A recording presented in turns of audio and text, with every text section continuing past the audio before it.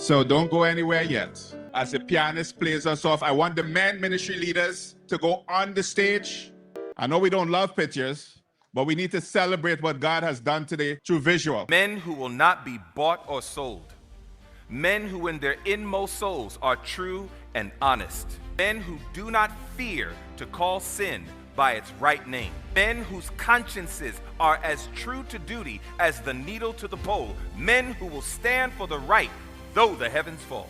It's a solemn thing to be a man, and truly the world is lacking such men. One of the things that we realize is that we can't face life alone.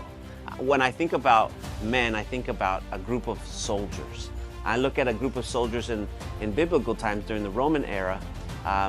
They all marched together, and one of the big things that they interconnected, that is when they're isolated, that's when they're the most vulnerable. So gathering together, being amongst each other is the best method for protection, but it's also for the best method for advancement. You can go farther when you're together.